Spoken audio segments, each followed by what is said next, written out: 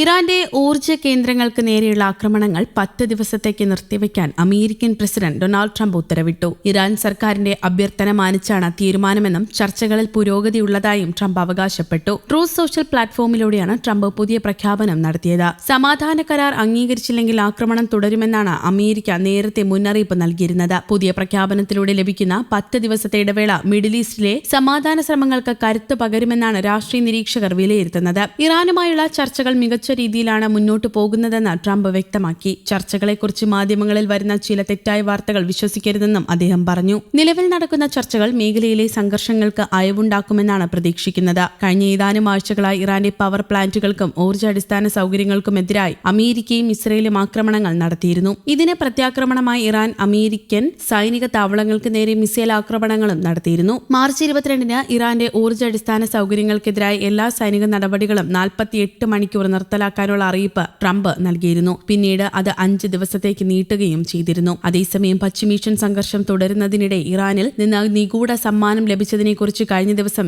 US president Donald Trump പറഞ്ഞിരുന്നു. Hormuz കടലിടുക്കുമായി ബന്ധപ്പെട്ടതാണ് സമ്മാനമെന്നും ആണവ വിഷയമല്ല, എണ്ണ, പ്രകൃതിവാതകം തുടങ്ങിയവയുമാണ് ബന്ധപ്പെട്ടത് എന്നായിരുന്നു ട്രംപ് വ്യക്തമാക്കിയത്. എന്നാൽ എന്താണ് സമ്മാനമെന്ന് അദ്ദേഹം വെളിപ്പെടുത്തിയിരുന്നില്ല. ഇപ്പോഴത്തെ ആ സമ്മാനം എന്താണെന്നും അദ്ദേഹം പറഞ്ഞിട്ടുണ്ട്. നിലവിലെ സംഘർഷം അവസാനിപ്പിക്കാനുള്ള ചർച്ചകളിൽ തങ്ങൾ ഗൗരവമായി പങ്കെടുക്കുന്നതായി കാണിക്കാൻ ഇറാൻ 10 എണ്ണ ടാങ്കറുകൾ കടലിടുക്ക് വഴി കടന്നുപോകാൻ അനുവദിച്ചത് ഒരു സമ്മാനമാണെന്നാണ് ട്രംപ് പറയുന്നത്. ആഴ്ചയുടെ തുടക്കത്തിൽ 8 വലിയ എണ്ണ ടാങ്കറുകൾ ഈ സുപ്രധാന ജലപാതയിലൂടെ കടന്നുപോകാൻ അനുവദിച്ചതായും പിന്നീട് 2 കപ്പലുകൾ കൂടി വന്നതായും അദ്ദേഹം സൂചിപ്പിച്ചു. വൈറ്റ് ഹൌസിൽ ചേർന്ന മന്ത്രിസഭാ യോഗത്തിൽ പങ്കെടുക്കവെ പരസ്യമായി സംഘർഷം നിലനിൽക്കുമ്പോഴും ഇരുപക്ഷങ്ങൾക്കിടയിൽ നിശബ്ദമായ ഇടപെടൽ ഉണ്ടായേക്കാമെന്നും ട്രംപ് ചൂണ്ടിക്കാട്ടി. ഇസ്രായേൽ US സഖ്യം ഫെബ്രുവരി 28-ന് തുടക്കമിട്ട ആക്രമണത്തിനുള്ള തിരിച്ചടിയായി അടച്ച ഹോർമൂസ് കടലിടുക്കിൽ കൂടി India, Pakistan, Iraq, China, Russia തുടങ്ങിയ സുഹൃത്ത് രാജ്യങ്ങളുടെ കപ്പലുകൾക്ക് യാത്രാനുമതി നൽകിയിട്ടുണ്ടെന്ന് ഇറാന്റെ വിദേശകാര്യമന്ത്രി അബ്ബാസ് അരാക്ചി പറഞ്ഞു. ഇറാൻ കോൺസുലേറ്റ് ജനറലാണ് അരാക്ചിയുടെ പ്രസ്താവന പ്രസിദ്ധീകരിച്ചത്. കടലിടുക്ക് അടച്ചതുവഴി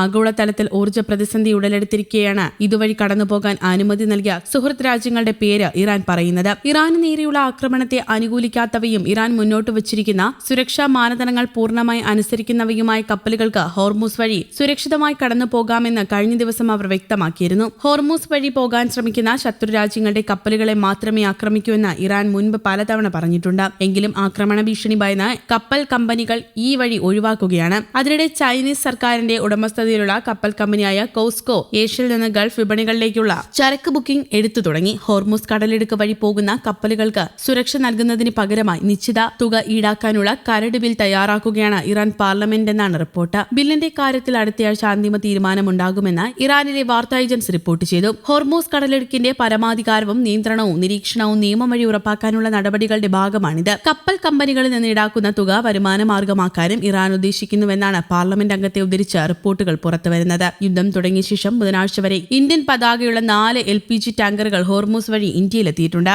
ന്യൂസ് ഡെസ്ക്, കേരള കൗമുദി.